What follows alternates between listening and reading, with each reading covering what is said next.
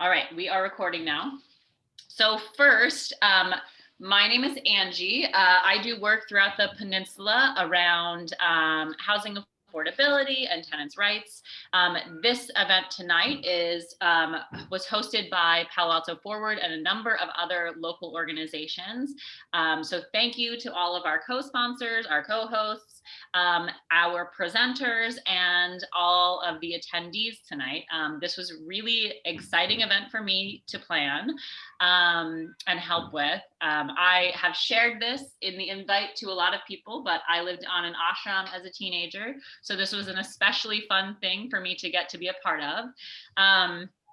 A little bit about Palo Alto Forward. We are a community group in Palo Alto aimed at making Palo Alto a more affordable, accessible place to live, and really bringing together housing, transportation, and sustainability.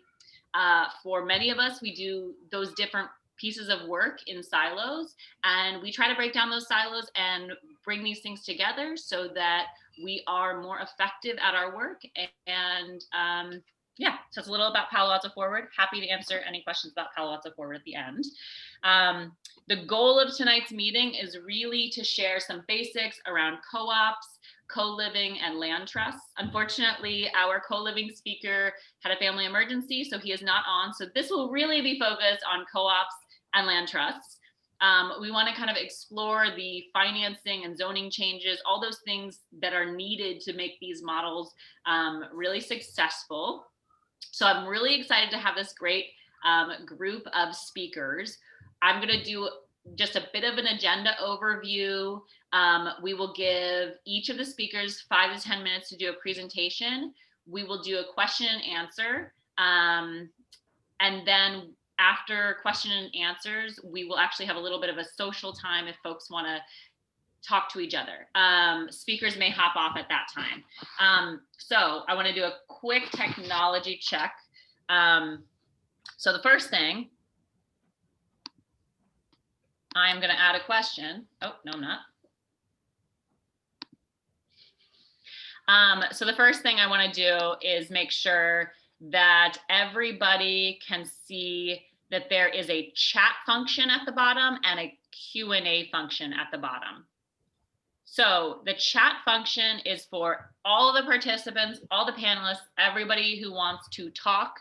If you have comments to one another, that's awesome. That is perfect there. The Q&A section, that is where if you have a question that you want the panelists to answer, at the end, after all 3 presentations, we will go through Q&A. I will ask the questions. You can feel free to direct the question at one specific panelist, or I can ask all of them. But it's just, I basically am wanting to make sure everybody knows that the chat box is for talking amongst everyone. And the Q&A box is where I will read questions for the Q&A section.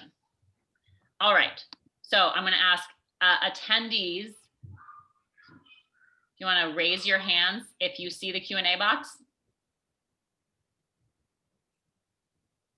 All right, lots of you, okay. Good, okay, I'm gonna lower the hands. There we go. Okay. So before we start, let me do, again, just a quick introduction. We're going to have each of the panelists do a presentation. We will start with Levin from Radish. He's going to talk about his housing co-op in Oakland.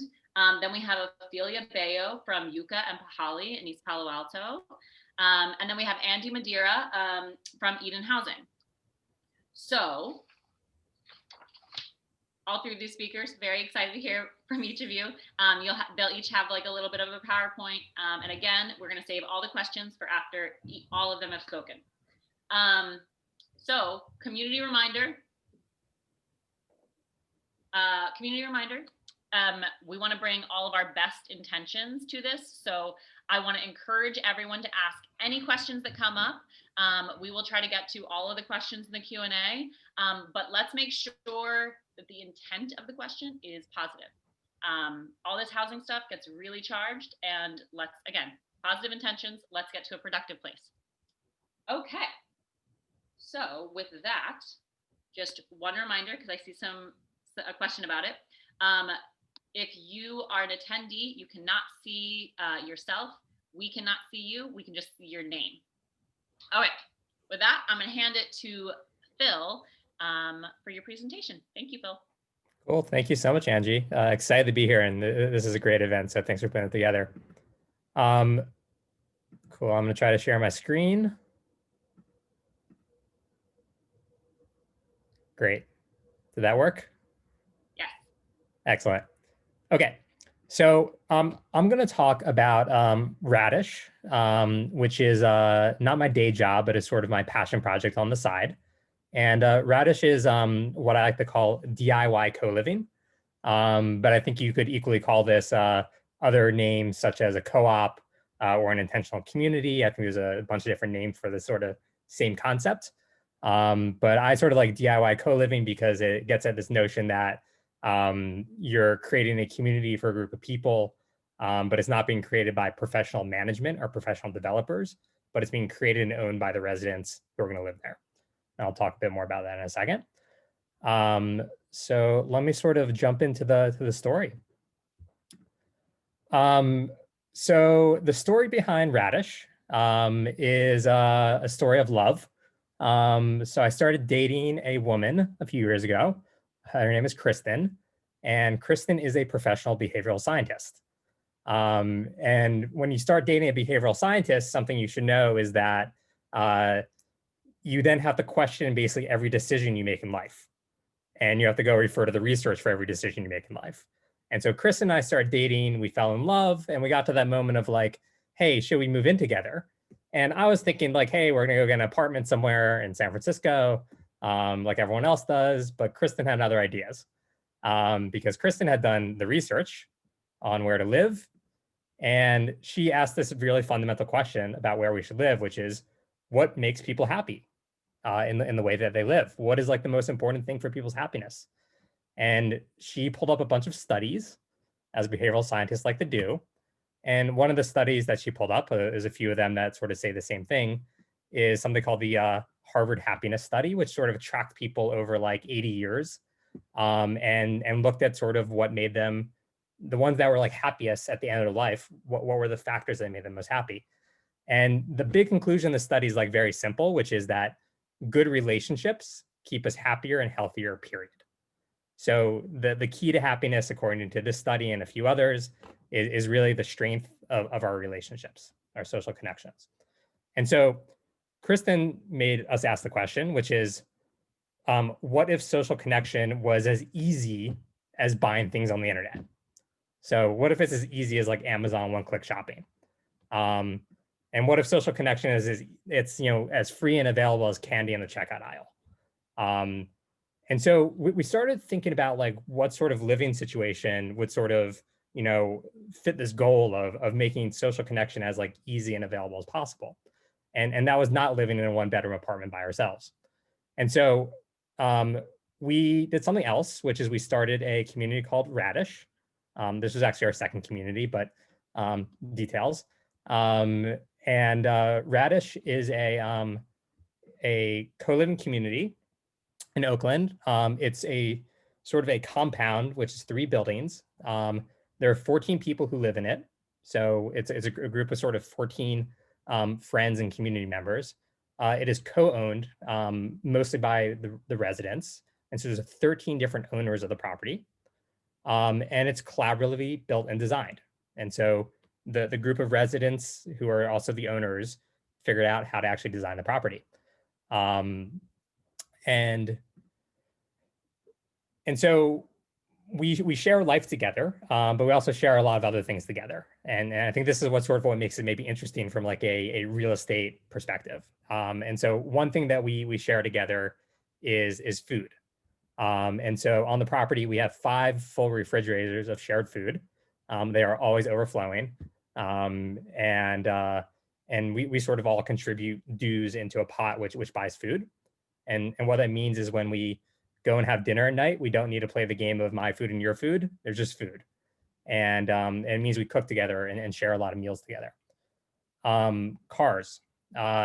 So it turns out you don't need one car per person when you're living in a trusted community. And so the 14 of us actually share 5 cars in total. And we never use all 5 at once. And so I think this number could be lower in reality. And our parking spaces are sort of remain empty most of the time. We share this great big outdoor space, which I'll show you some pictures of in a second, with a hot tub, fire pit, sheds, deck, gardens, all things that sort of individually we couldn't afford on our own, but as a group we can sort of afford and use together. We have a guest room, so when someone comes and visits, they can stay in the guest room. We don't have to have individual guest rooms by ourselves. And we have this big industrial kitchen that we share meals in together. And we find that meals are really the thing that really brings a community together. So here's a couple of pictures of what the community looks like. This is the Radish yard, which has been a great thing to have during COVID for socially distanced hangouts. This is a building that we built from scratch as our community living room and kitchen. So that the blue building there is one that we zoned and got built just for the purpose of having communal meals that the 14 of us share on the property. And I'll mention a couple things about sort of the model. So how does this work legally? How does this work financially? So I think we've done some interesting sort of innovations here. And the sort of principle is that we have an LLC that owns the whole property. And there's owners, there's members, shareholders in the LLC. We call it Big Cabbage LLC. But the people that own also are people that live there. So there's sort of this like Venn diagram between the owners and the people that live on the property. And there's a couple people who invested, who believe in the project, who don't live there. There's a couple people that live there that are not owners. But what we've basically created is a system where you can be an owner as much as you want to be an owner. But if you live there, you just pay rent into this LLC. And so I both live there and I'm also an investor. And so every month I pay rent into this LLC, and the LLC pays me a dividend because I'm an owner. And so it's sort of like the net between my like rents and how much I own of this LLC is like my sort of net payment to the community every month. And so some people are big owners and small residents. Some people are big residents and small owners. And it sort of allows people to have flexibility in terms of how much they contribute, and allows people to participate who otherwise, wouldn't be able to afford an entire property on their own here in the Bay Area.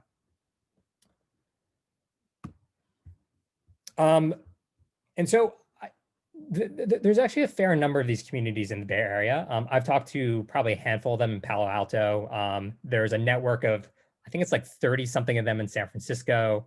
There's probably dozens of them I know of in the East Bay. So there's actually a fair number of these, but I think there could be more.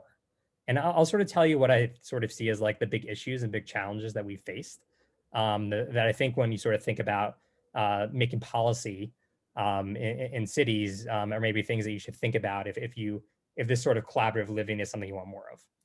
And so I think there's 2 big regulatory issues that sort of impede this kind of living. And so one is just zoning.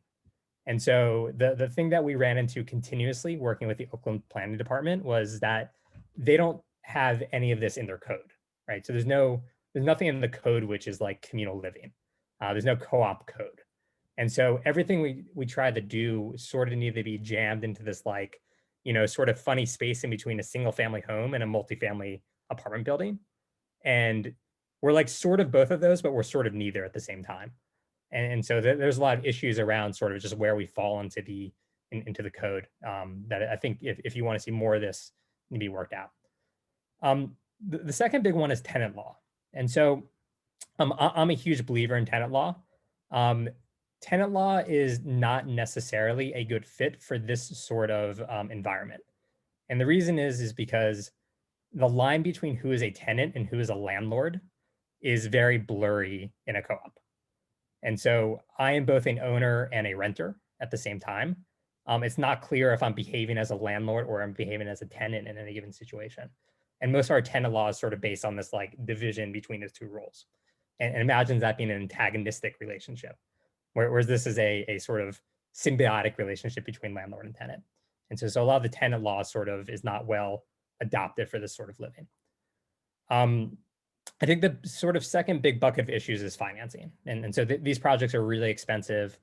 Project Radish was about $2.5 million to do. There's not a lot of lending products that are sort of well suited for this. So banks like to lend to individuals. They don't like to lend to sort of groups of people. But that's really what's needed for these sort of properties. And I think the second thing is the legal frameworks are not particularly well developed for co-ownership. And it's something that I think we've had to innovate on to do what we want to do. Cool. So I think I'll close up there and look forward to talking more during the questions. But maybe back over to you, Angie. Great, thank you. So I have to say, I'm going to stop your sharing. There we go. I have to say that my favorite part about hearing your story was when you told me the first time. I asked you kind of, how you got into this, and essentially you said, I asked my girlfriend to move in with me, and she said, sure, but if we have like 15 other roommates. So it's a really great, very interesting story. And I really appreciate that you joined us to share it. And I especially look forward to hearing more about the financing piece of it, which I think we have a lot of folks who are interested in hearing more about. And I think it's particularly happy to delve into that. I think it's particularly interesting to think about the fact that you have 15 people living together at $2.5 million, which is a lot of money. But if you compare it to what we spend on one affordable home, it actually doesn't sound like that much. So we can get to that in the Q&A section. So next up, we have Ofelia Bello, who is from both YUCA and PAHALI in East Palo Alto, and has many other great roles. And I'll let her share a little more about herself and those organizations. Thank you. Yeah, thank you, Angie. And thank you to Palo Alto Forward for putting on this wonderful event and for inviting me to be a part of this wonderful panel. I'm really excited to be here tonight. I guess one word that I wanted to share on the onset is that I may need to turn my video off. I did get a little pop-up that said my internet is a little unstable. So if you see my video get shut off, it's just to channel my broadband to the audio. So hopefully that doesn't suffer. So with that, I'll go ahead and share my screen. And as I do that, introduce myself in a little more detail. As Angie mentioned, my name is Ofelia Bello. I am the Executive Director of YUCA, or Youth United for Community Action, based in East Palo Alto. Long time advocacy being done, led by youth around housing. And as of a couple years ago now, I'm also on the board of our local community land trust in East Palo Alto. A couple of things to know before I begin my slide presentation. I want to give credit to a multitude of colleagues who helped put this presentation together that I adapted for tonight, namely my colleagues Karen Camacho, Keith Ogden, Dwayne Bay, and more that I'm sure I'm forgetting, but nonetheless, this is informed by a number of bright brains, not just mine, so I cannot take credit alone, even though only my name is on there tonight. And secondly, this presentation is both in English and in Spanish. I knew that I was going to present only in English today, but I thought it would be good form just to keep on the Spanish text. Just know that you are not missing out on any additional content. It is the exact same content as in black text. It's just in orange, and it is in Spanish. So with that, I will go ahead and dive right in. Let me make this broader. Okay, so before I go into explaining the kind of 101 basics of a community land trust, which bear with me if you're a housing expert, I apologize. Bear with me if you're a housing expert and you already know the basics. We'll get to a little more specifically on PAHALI Community Land Trust toward the second half of my presentation.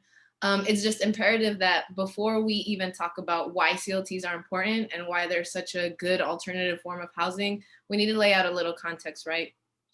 We know that there are many bright minds working on housing these days, yet as we do this work, we see that there are limitations in our strategy so far.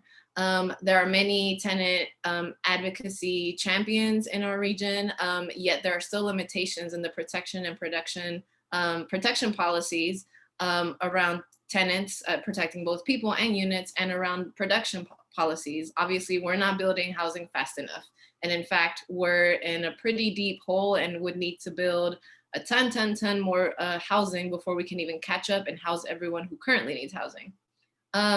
We know that displacement continues to happen, partially in no small part due to the speculative market and lack of community control. And we also know that there needs to be a lot more work done around preservation and preservation policies. And what that basically means is preserving housing that is already built and ensuring that it stays affordable and available to people who need it.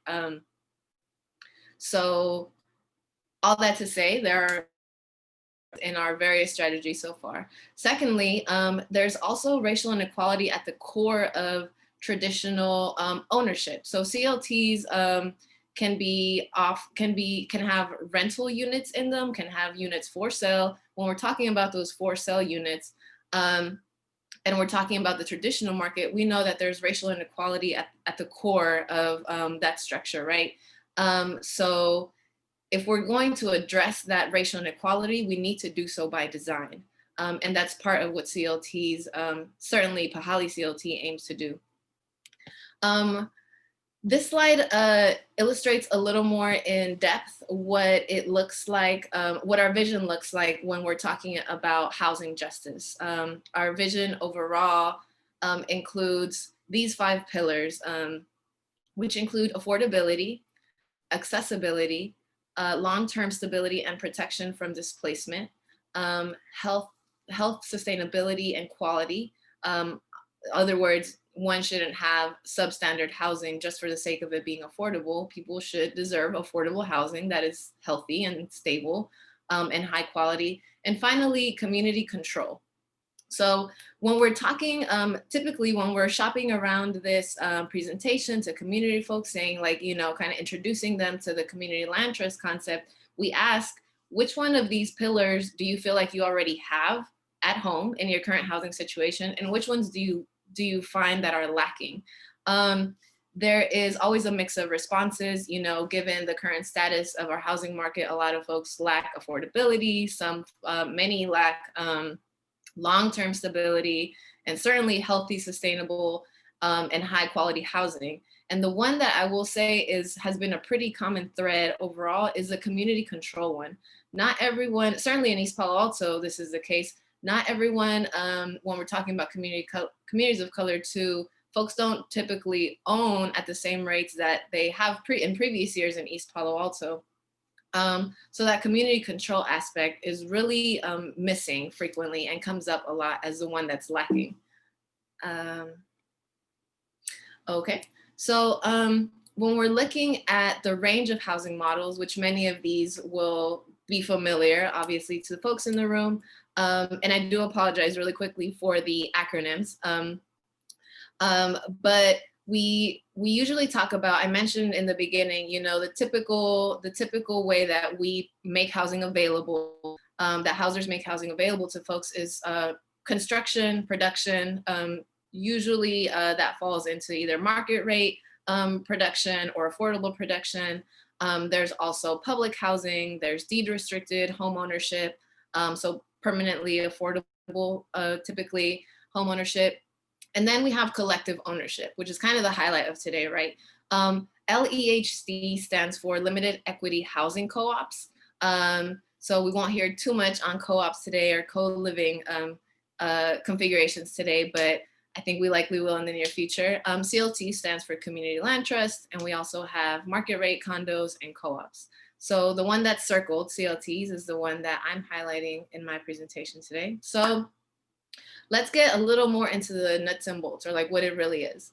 A community land trust, generally speaking, other folks might have slightly different definitions or a different way of doing a community land trust, but in our context, it is a nonprofit organization that acquires land and stewards it in perpetual trust for the benefit of low-income communities. So Sit with that definition just a second. We'll break it down in these following slides.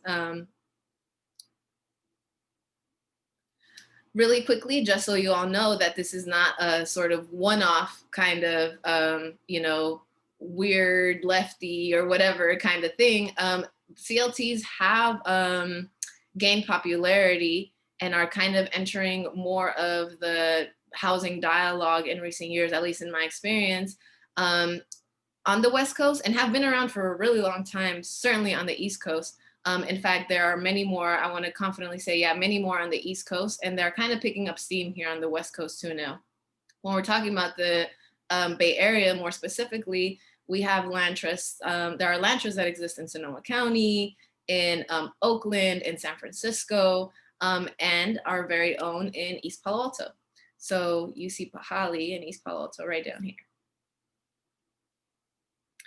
So there are three main components of a community land trust, typically speaking, and they are community control. The first one is community control of land and housing. The second one is permanent affordability, ensuring that there's permanent affordability in perpetuity, and touching on that permanent stability, if you remember the housing pillars we just looked at.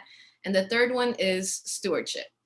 Who's controlling the land, who's making those decisions, who has decision-making power over your housing, over the housing unit that you live in, right? So getting into those a little more deeply, the first one, talking about community control, the people who, typically the leadership of a community land trust falls into one of these three, breaks up into these three pieces of pie, if you will. The actual residents of a community land trust or lessees of the CLT make up usually 1/3 of the board of the nonprofit, if you remember the definition just a couple slides ago. Another third is made up of residents of the CLT neighborhoods, so the immediate adjacent geography, if you will, the neighborhood or community that they live in.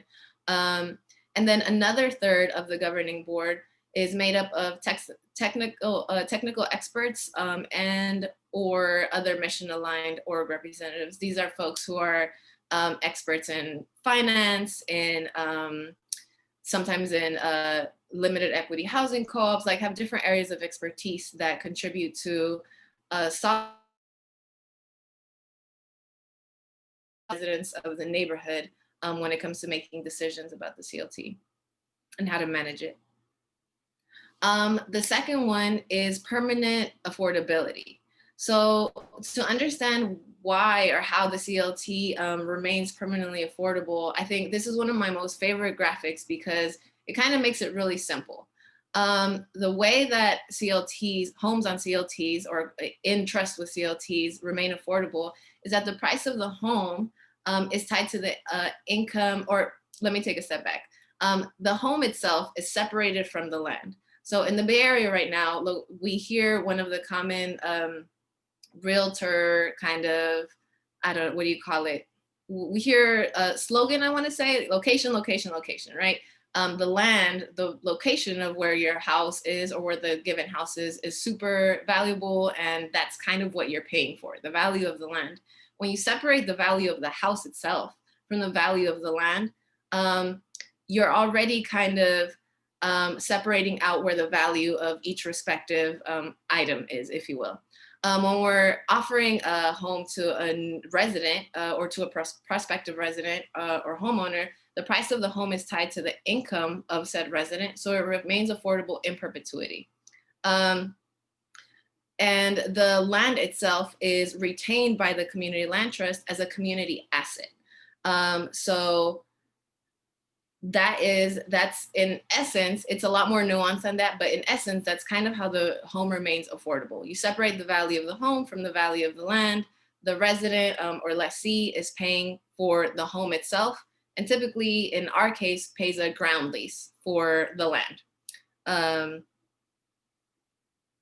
This graphic in the next slide shows that in essence, the housing on top of the land can look any which sort of way. It can be a single family home. It could be a limited equity housing cooperative. It could be a condo, a multifamily rental. So the configuration of the home is can vary, but the recipe is the same. You separate the value of the actual housing unit or units from the land itself, and you lease the land to the residents in typically on a 99-year lease. And lastly, the third element is stewardship. CLT homes remain affordable in perpetuity with a one-time subsidy up front when a resident moves in. The chart on this slide mainly shows that, you know, let me move my video because it's in the way of my axes, but over the course of time, any market price, it can be volatile. In this graphic, it's going up, right? But when we hit 2007, 8, 9 housing crash, like it went down, it went back up. So it can be volatile. And when we're talking about CLTs and an affordable price in perpetuity, it stays a lot more consistent, which you see in the orange line.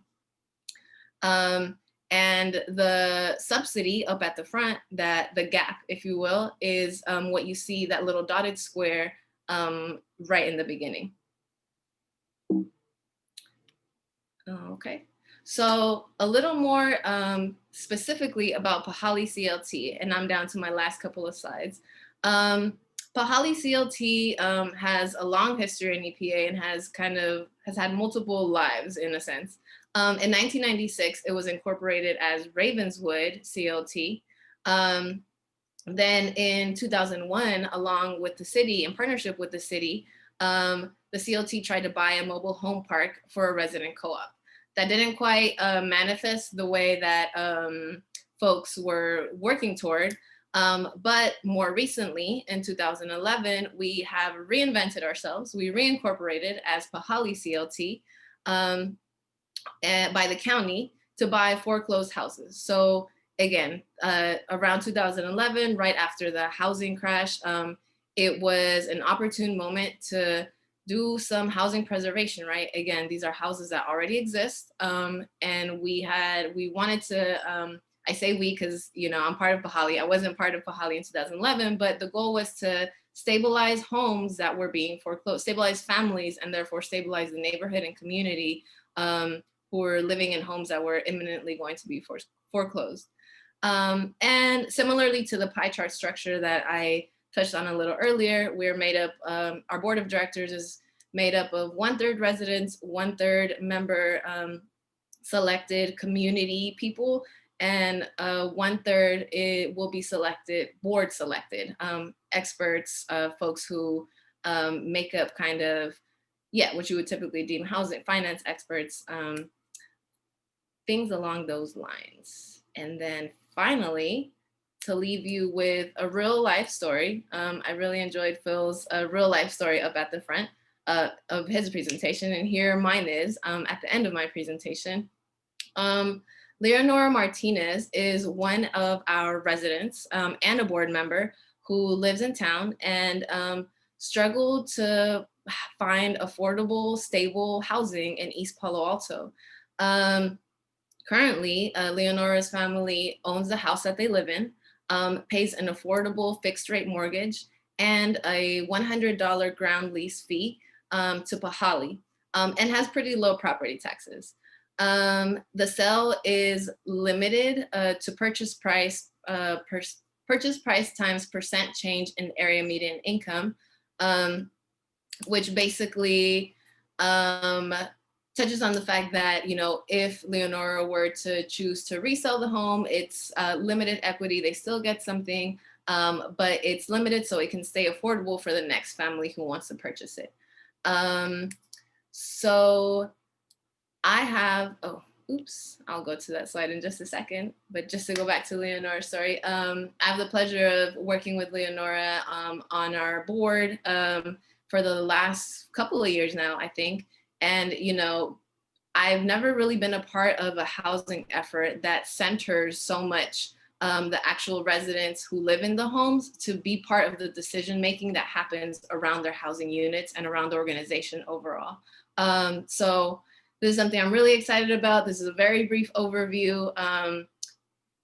I just got my internet connection is unstable, so I will yield back to Angie, and I think we will have time for questions and discussions at the end. Thank you very much, Ofelia. I am glad that you were able to keep your internet connection for all of that, because it was a really, it's a really fantastic presentation, and so I really appreciate that. Sounds like we got to be the first to see it publicly. Yeah, and I also want to say that I love that. I love kind of getting to hear about how this model shifts things back to centering things around the lived experience. And I think that's really important to the work that all of us do. So our next presenter is Andy from Eden Housing, who I'm also really excited to hear from, because he's going to talk a little bit about CLAM, the Community Land Trust Association of West Marin, which is very interesting. And if you have not been up toward Point Reyes, Marin area, there are signs just hanging from buildings all over the place about CLAM. Andy, I'll hand it off to you. Great, thanks for that, and thank you for inviting me to talk today.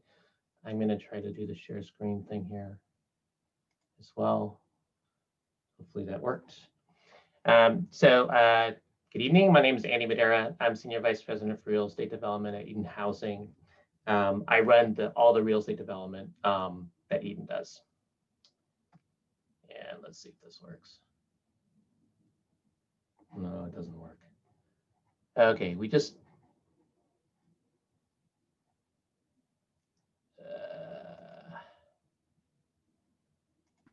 That worked. That worked. There we go. Okay, pushing the right buttons there. So I'm going to talk to you this evening about our joint venture with CLAM on the surplus Coast Guard housing site in Point Reyes Station. So as Angie was saying, CLAM is really a local group that exists in that area. It owns a number of rental properties through a community land trust model.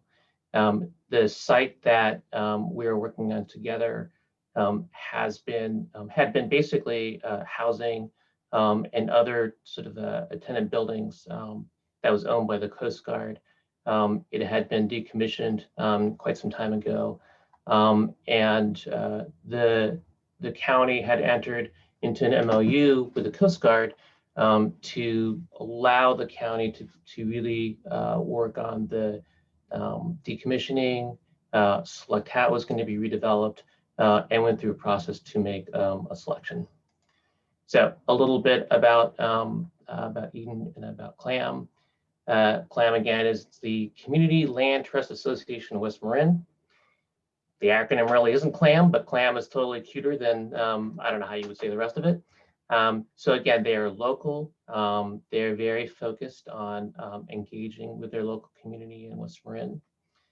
They provide a lot of services to the residents of their properties.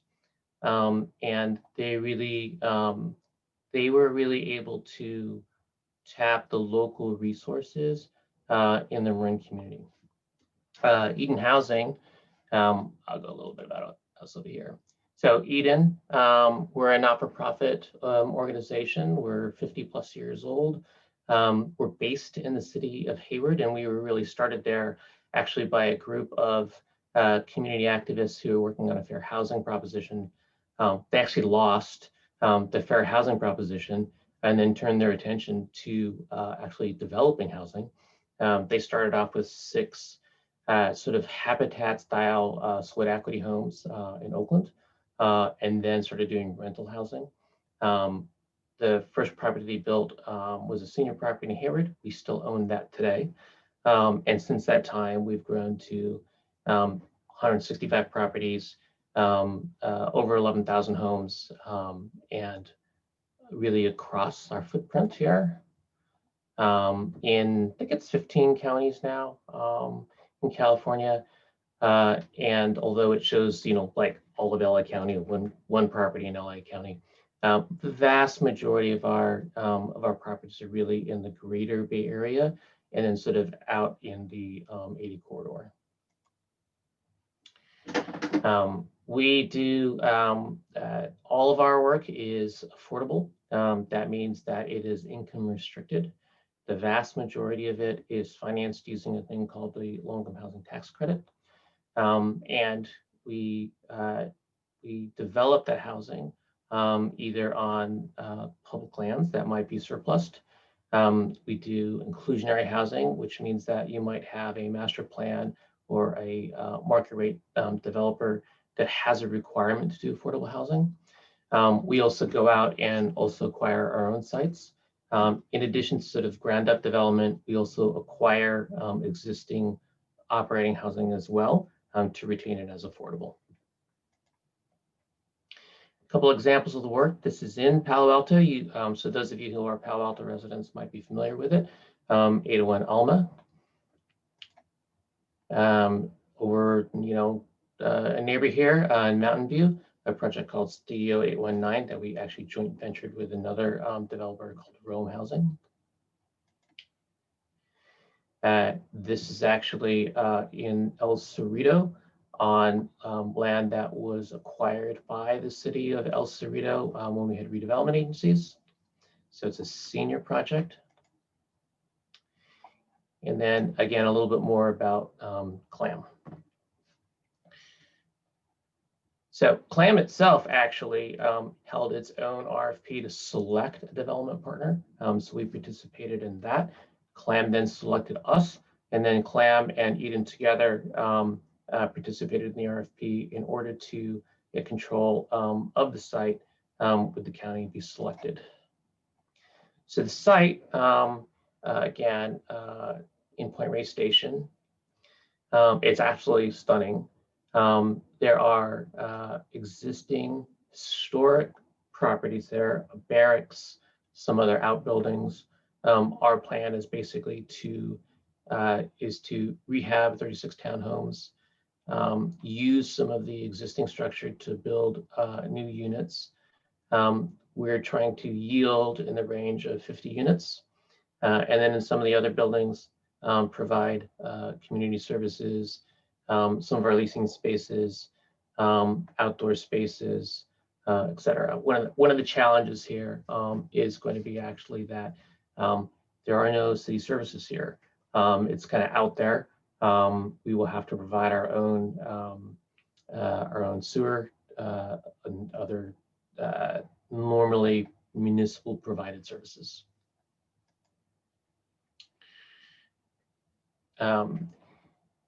The property, again, is intended, because we are affordable developers, the property is intended to be 100% affordable, but we're aiming for really a range of affordability from extremely low income, which means less than 30% of area median income, up to low mod, which is about 80% of area median income.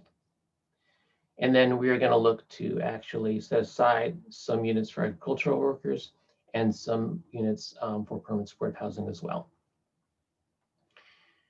Typically, the way that really an affordable housing developer, multifamily, finances these projects, as I explained before, was through a mechanism called the low-income housing tax credit. It is a federal tax credit. That's if all of you have heard of energy credits. The solar power energy credit was really based on the long history with the low-income housing tax credit that dates back to 1986. But how we work together. So I think really the way in which an affordable housing developer is working with a community land trust, it's quite different than the way that Ophelia's organization works, in that we're going to joint venture with CLAM, CLAM as the organization, right? So CLAM as a 501c3. It will be a joint venture partner in our owner of the property. The way that low-income housing tax credit financing is structured, we Eden and CLAM together will be the general partner of a limited partnership. The limited partner of the financing structure will be the investor in the low-income housing tax credit. They typically own 99.99% in theory of the property. And that way, all of the tax credits and all of the losses will flow to the investor. But they have very limited controls. And really all the controls will really sit with Eden and CLAM together. We will together own the property for 15 years. At the end of 15 years, we will actually give CLAM the option to kick us out, and we will exit the low-income housing tax credit investor. We will give CLAM the opportunity to actually kick us out at no cost, and they will be the sole owners of the property. The property will sit on a ground lease, so it'll be at least 75-year ground lease, but they will effectively own the property for the duration. That's super, high end, description about how this stuff works.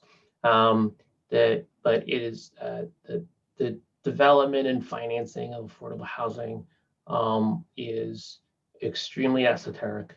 It involves multiple levels of subsidy sources, typically on the low end, 7, and the high end of 15 different sources of funds, and can be very complex.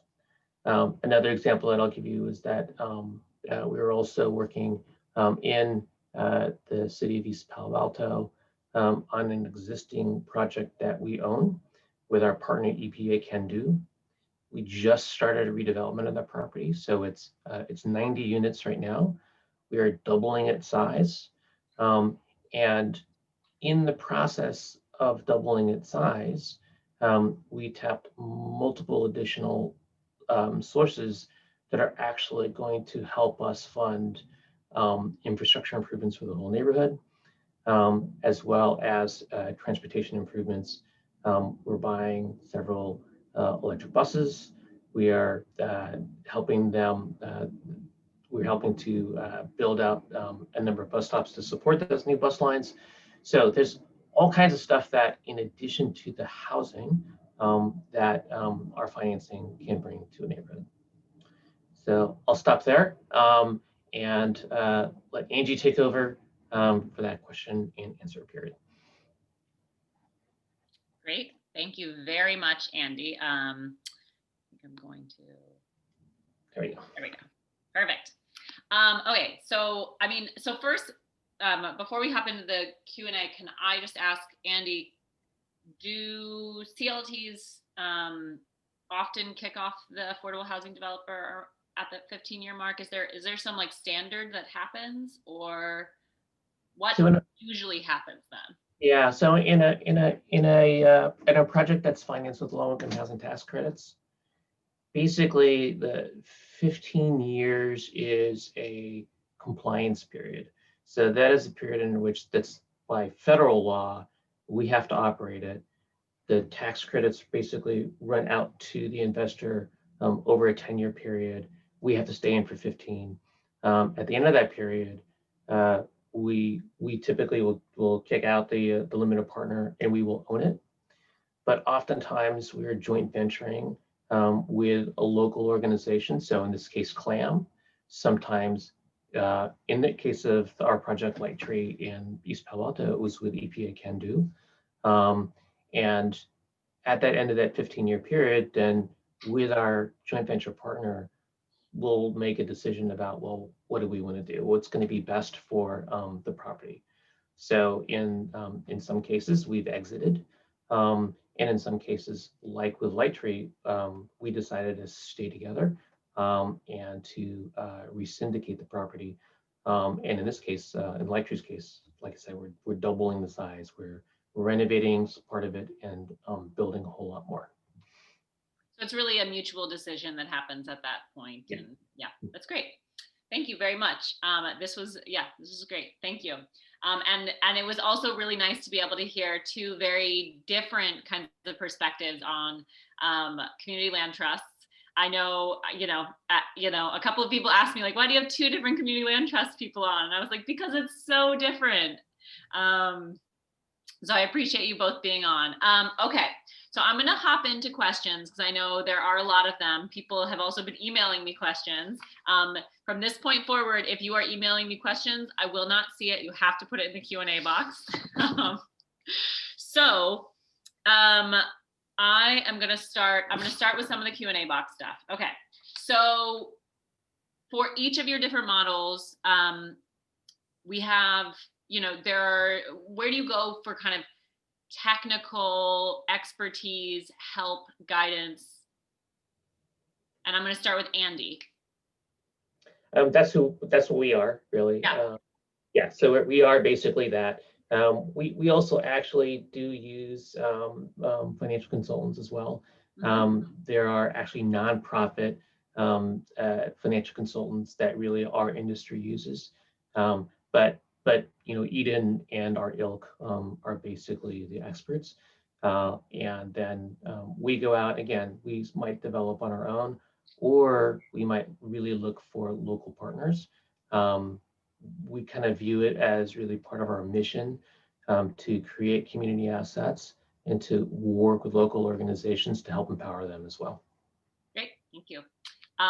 Phil, what about you? Where do you go for, like, how'd you figure out how to do it? Yeah, mostly whisper network of people that have done it before. And so it's a lot more informal because what we're doing is Whisper Network, is that a name of a thing? No, that's a metaphor. It's it's asking, hey, have you done this before? But there are a few experts as well who do this professionally. I see Rains is on the call as one of them. Yeah, it's mostly trying to ask people who have done it before and using them as an example. We've actually started a group of people that have done communities like this have started publishing resources to sort of like share what we've learned to make it easier for others. We have a publication called Super Nuclear, which is, getting people to think beyond the nuclear family in terms of who they live with. And I can share the link if that's helpful. That would be great. We'll put that in the follow-up email. Ofelia, where does PAHALI go for technical support, expertise? How have you guys figured out how to do this? Thank you, Angie. And again, I apologize for my video being off. It works better for the audio, so I'm really, really sorry. But for thank you. For technical support, there is a really amazing network of CLT, community land trusters, as I think of them, in the Bay Area, in the Northern Bay Area. Of course, every time it's my turn to talk, my email is going off. But in the northern part of the Bay Area, in Berkeley, San Francisco. So we tap Northern California land trust, community land trust, as well as Bay Area community land trust for support in sort of helping us incubate PAHALI CLT as we were getting our feet underneath us, and as well as for those questions on areas where we're not quite experts ourselves yet, from co-living to like specifically co-ops, things like that. So we're really blessed to have a really robust network of folks who are experts in different kinds of CLTs in the Bay Area. Perfect, super helpful. Since I still have you on, I'm going to ask, the next question we kind of have is around financing. So I'm going to start with Ofelia, and then I'll go back to Phil and then Andy. What kind of public or private financing would your model require? Can you talk to us a little bit about the financing piece, Ofelia? Yeah, definitely. So what the acquisition and rehab process looks like for us in PAHALI so far has been pretty focused on single family homes. So if we're thinking about what the let's say typical price of a single family home in East Palo Alto these days is, let's say 1 million for scary but neat numbers, 1 million, and the average family can afford, let's say, I don't know, half of that, $500,000 or so. Then the gap financing that we have to come up with is the rest of that, right? And typically we're seeking for funds from philanthropists, like large funders, individual, wealthy, value-aligned folks who are, interested in helping stabilize our neighborhoods and communities. And it really recently, I've spent a little time reflecting on this, but recently we also tried, a group of community folks also recently tried to pass a local tax measure in East Palo Alto, Measure V. It did not pass. It did not get the 2/3 majority that it needed. We're happy that it got at 64, 65%. So shout out to 65% of the community who, would have liked to see this happen. This is not the end of it. It just propels us forward to look at other options. But that was one possible funding, permanent source of revenue or funding for housing preservation work. So, PAHALI would have been one of those organizations that would have been qualified to tap into that funding, that local source of funding, and then leverage it with other funds. And yeah, that didn't quite come to fruition, but like I said, it's onward from here, and we're looking for other alternatives. And I'd be remiss to also not say that this other scenario that I'm about to describe is a little more complex, but definitely still in the single family home realm. Putting in ADUs, accessory dwelling units, and second units in those homes to kind of create another sort of configuration that allows for different type of financing. But I'll leave that there, and yeah, you'll yield the floor to my colleagues here. Thank you, Ofelia. And for the ADU, just one question about for the ADU land trust piece, it's required to be a nonprofit, or that's under the land trust? Say that one more time, Addy. I'm getting too deep in the woods. Never mind. We're going to go on to Phil. Ignore that. Okay, no worries. So talk to us a little bit about funding, financing. You said a little bit during your part. Share more, especially the idea of like what you talked a little bit about, the big financing issue be like, how do you get funding for a group? Yeah. How can we solve that? Yeah. So right now there's sort of like, let's call it like two major types of like loan products in the market. And so one is a product designed for people to buy their own homes. And what those products require is like there to be a person on the hook for the whole loan.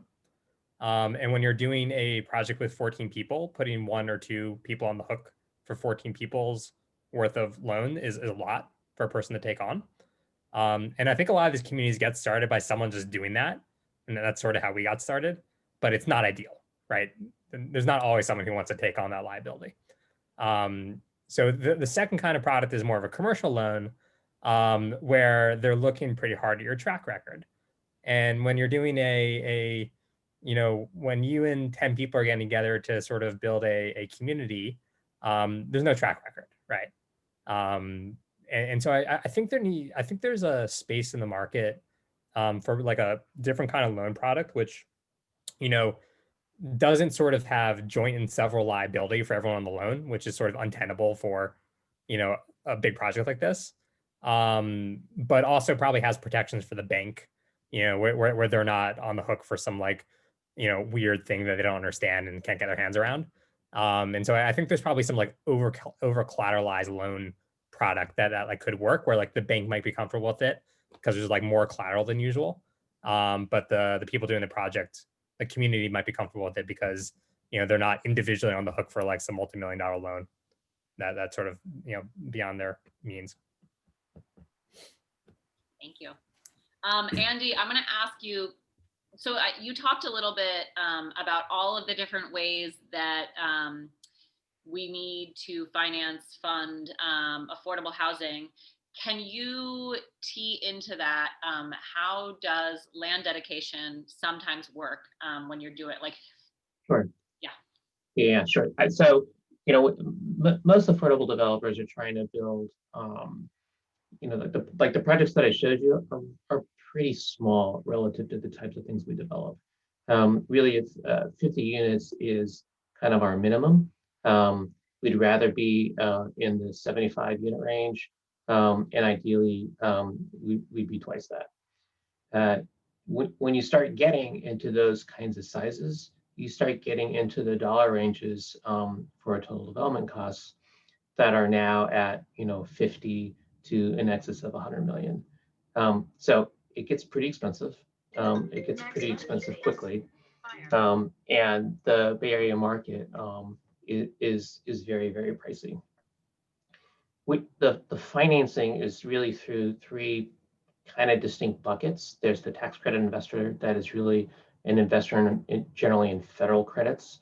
Those are oftentimes usually banks or insurance companies. A third of it is coming from state subsidy sources that are funded through what got passed a couple of years ago called Props 1 or Props 2. And then a third of it is coming from local sources and local subsidy, and the kind of thing that Ofelia was talking about. Part of that also can actually be through land dedication, and we do see a fair amount of that. You'll see there is a thing called the Surplus Lands Act. So the state is actually now trying to dislodge surplus land that it might own or that its many different state agencies might own, and make those available for affordable housing. So we've actually gone out and we've bought surplus land that Caltrans has owned. Caltrans is sitting on giant amounts of land, because it goes out and it purchases parcels to expand right-of-ways, to expand freeways, and sometimes it's sat on stuff for decades that it basically started to buy and then stopped. So that's one source. And then again, I mentioned inclusionary housing. It's another source where either a commercial developer or a residential market rate developer might have inclusionary that has to do. And so in order to get their project approved, they will basically dedicate land towards us that will go quite a ways towards really filling that gap. But the nature of both what we do and what Ofelia does, it's affordable. So there's always going to be a giant gap because of the nature of it. It is designed for people who could not otherwise afford market rate. Thank you. Very helpful. I am gonna, while I have you, Andy, there's a question specifically to you. Okay. Are you planning on creating an entirely new sewer system for your Coast Guard housing, or will you make new pipes and add them to the current sewer system? I also am fascinated and would love to know this. Yeah, no, it's actually something that we're trying to figure out right now. I think that we will likely have to create our own sewer system. It's not unusual. It does happen. It's expensive, and you are now taking on long-term responsibility for maintenance of this giant leach field. But there's not really another good alternative out there right now. So that's probably what we're going to wind up doing. Great, thank you. That was very specific. So a little bit of a shift. I love this question. Someone is looking to switch careers into more local equitable housing organizations. How can they start to build those skills? How can they get into this affordable housing work, community land trust work? Andy, do you want to start and then we'll go back through? Okay. So there really is a pretty well established industry, and Northern California really has one of the strongest affordable housing industries in the country. I mean, I've actually worked not just in California, but Washington D.C., East Coast, and really we do have some of the strongest organizations, and some of the strongest nonprofit organizations. So there's a lot of ways to figure it out. The first is that I'm going to advertise for a thing called the Nonprofit Housing Association of Northern California. So NPH for short, which Angie knows about. I actually sit on the board, but it is essentially our trade association. We hold a number of conferences every year, and the conferences are actually a good way to learn. The other way is to knock on doors. You start with me or with others like me, and knock on doors and talk to people, and figure out where the skills best line up and where the interests best line up. I mean, that is actually how I got started in this business 30 years ago in Washington, D.C., was just knocking on doors until somebody let me. The skills are very weird. There's a lot of, there is development in a traditional sense, but because the financing sources are so tax driven and it's very specific, there are some unique quantitative skills that are required, which take decades to learn. Really what one needs to have is a desire, and just a willingness to keep learning and to know that you're never going to learn it all within a short period of time. Yeah, that's a great answer, Andy. And I would also say, yeah, I echo that. I got started doing some of this affordable housing work by working on volunteering on a rent control campaign. And then I just called affordable housing groups until finally one of them hired me. So shout out to the Housing Leadership Council. Thank you for hiring me. I don't work there anymore, but I appreciated my time there. I'm gonna hand this next to Ofelia. How could someone, especially you're the executive director of YUCA, how could someone get started in this? Yeah, I really appreciate that question. I think one of the most important things to do when you're looking to enter into the housing work, there's in the Bay Area, at least, of course, I'm talking within our context, is talking to folks, as you mentioned already, Angie, talking to folks who are already doing the work. And if you're interested in most specifically doing like equitable housing work, talking to the folks that are in those most vulnerable positions and are also doing the work. I'm talking about, the tenant organizers, those tenant associations in the neighborhood, the advocacy groups. YUCA, I started as a volunteer before I ever imagined I would be an executive director. Talking to the coalitions in San Mateo County, People's Alliance of San Mateo County. And there are, my focus and context right now is in San Mateo County, but there are certainly these kinds of groups, advocacy groups, organizers, policy lobbyists in all across the region. So talking to the groups who are already doing this work and kind of landscaping, I mean, to a certain degree, almost, I'm not going to say power mapping, but getting the best landscape that you can of the folks who are already doing this work, and from different angles, right? Because you'll see from that standpoint, like where some gaps might be. Like that's a luxury that you have, I would say personally, when you're looking career hunting and looking to see, there's already an overload of folks doing this kind of work, not as much attention in this area of the work. Namely for me, it's like preservation, equitable home ownership, like things like that. So that's where I gravitated toward.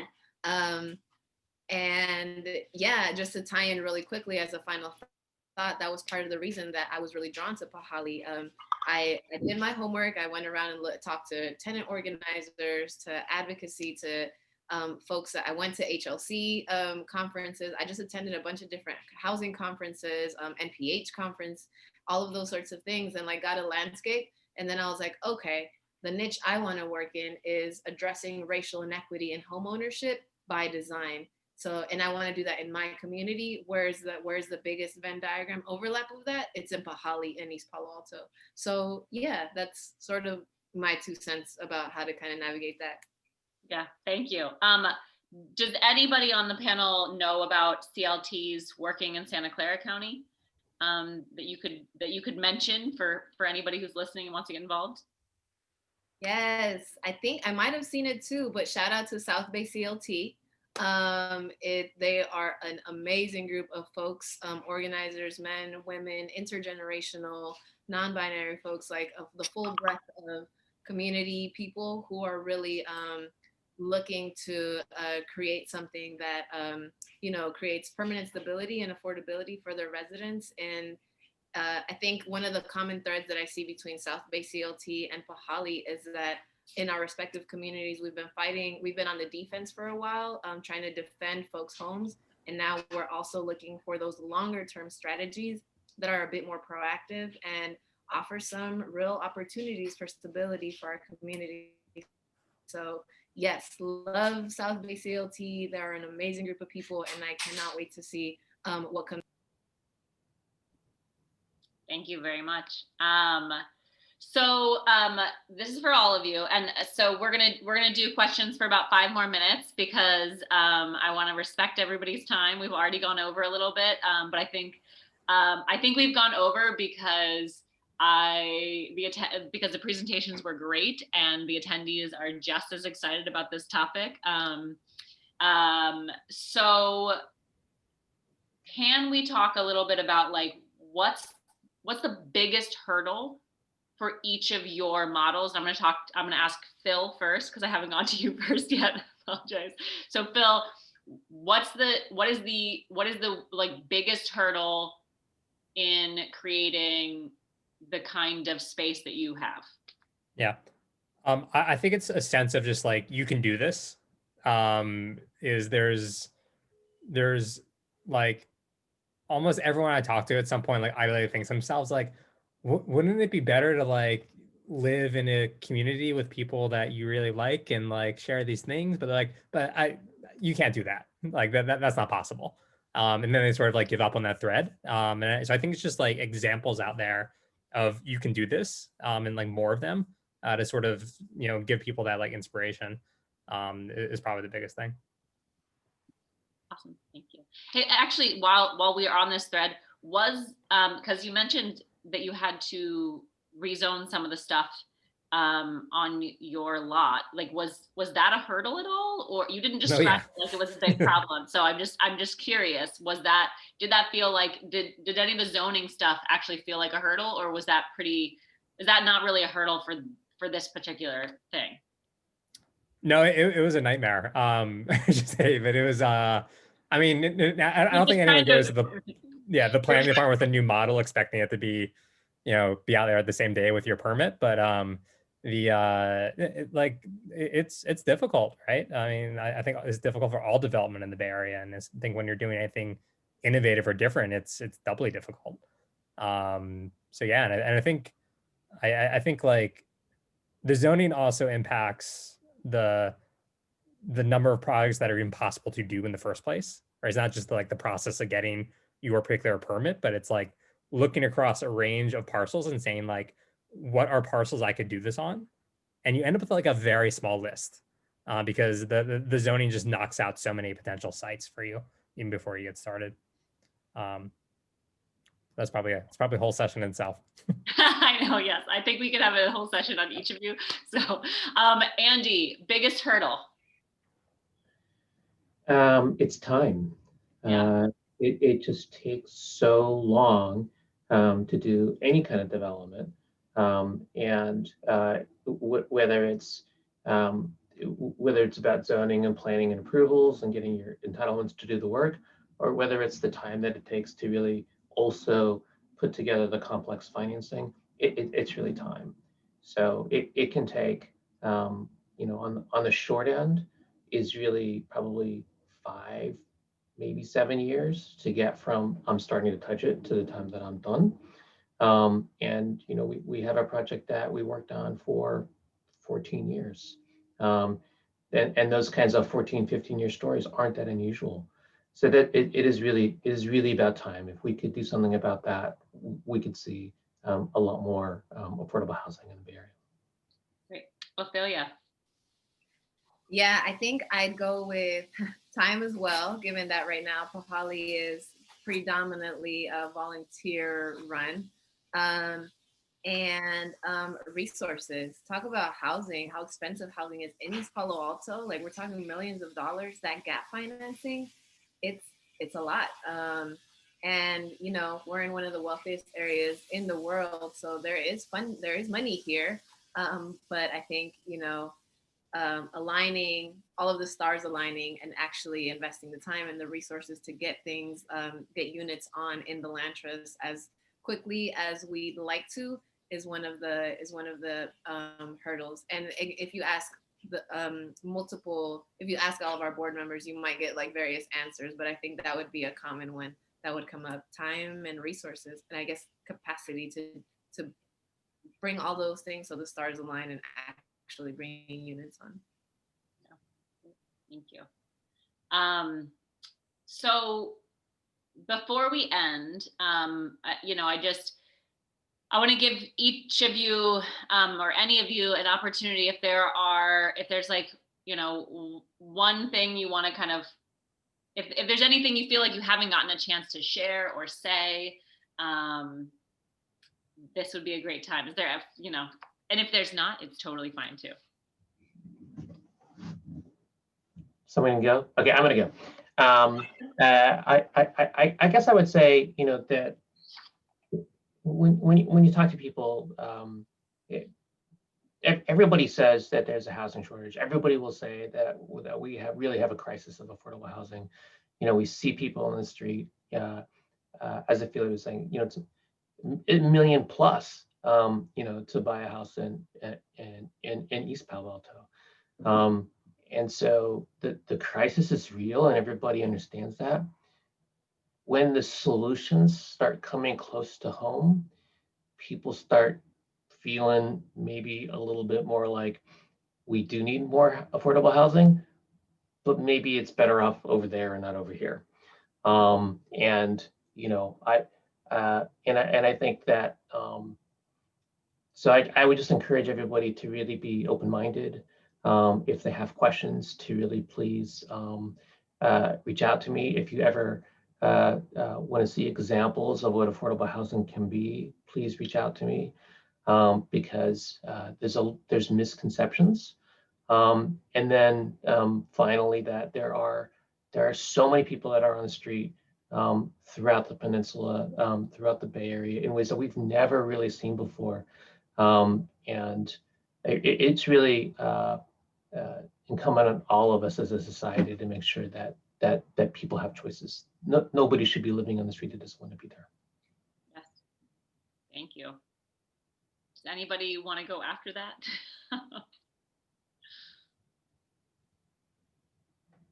I was just plus one what Andy said. You're right. Yes. Thank you, Andy. Yeah, I mean, I think Palo Alto, the median home price is $2.7 million. And the idea of housing affordability, affordable housing, it is so crucial to the sustainability of our community. I do work in Palo Alto because we are this incredibly privileged city with opportunities. We have amazing jobs, we have great transportation, and we have great schools, and we have got to open the gates if we want other people to have these kinds of opportunities too. So I want to thank all of our panelists again. You guys were all amazing. I learned so much. I hope our attendees did too. Thank you to our co-hosts, Peninsula Peace and Justice Center, League of Women Voters, the Palo Alto Renters Association, Peninsula for Everyone, and obviously Palo Alto Forward. I am going to let our panelists go if they would like to, and then I'm going to open it up for attendees if you guys want to stay on and talk, and I'm going to turn the recording off. So again, thank you all so much. I'm about to stop the recording. Thank you.